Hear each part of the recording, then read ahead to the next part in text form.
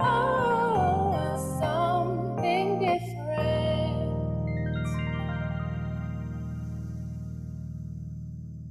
Genesis chapter 26, verses 2 and 3.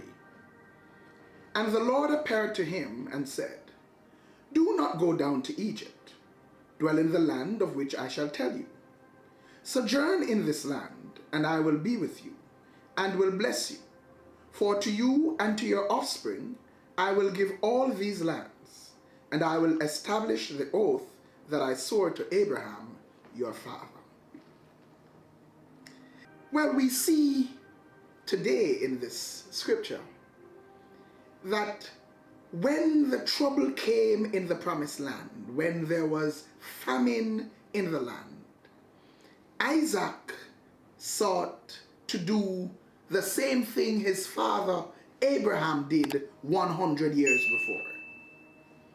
So 100 years before, Abraham, when there was famine in the promised land, he left and went to Egypt.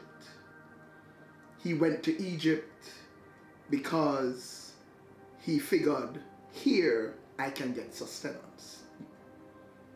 Now 100 years later, there is famine in the land, and Isaac is seeking to do the same thing, following in the footsteps of his father.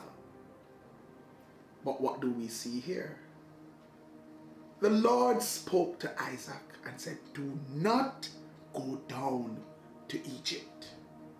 Stay in the land.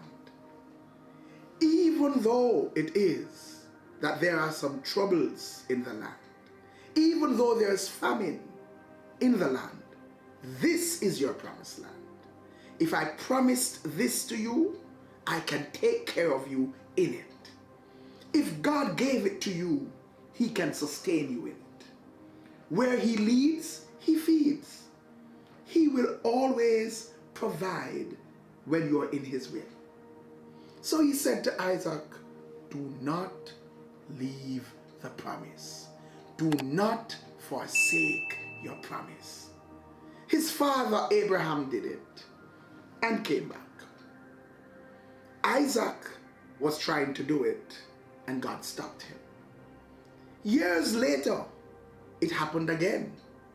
There was famine in the land. Joseph was already in Egypt. He was sold out as a slave and was in Egypt.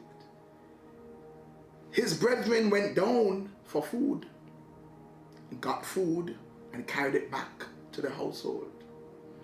They went again, got food, carried it back. But we know the story well.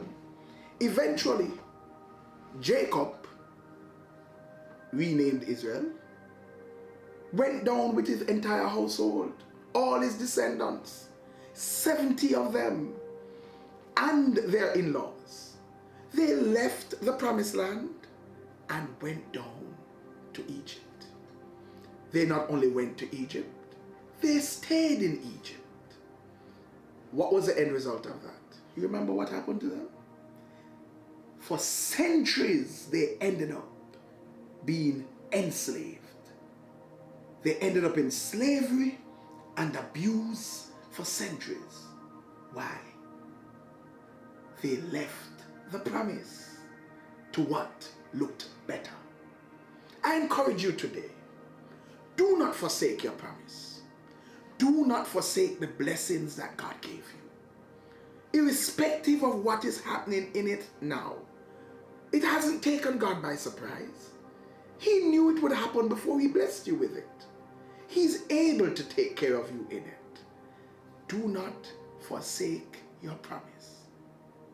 Though across there might seem better, though the grass seems greener on the other side, there's nothing that will be better for you than your promise.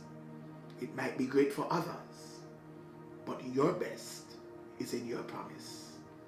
Your best is in your blessing. Do not forsake your promise. Like, share, comment, and subscribe. Don't forget to hit that notification bell. And for more, join us at 9 a.m. on Sunday mornings at 10 Union Square, Crossroads. If you can't be there in person, join us virtually via Facebook Live.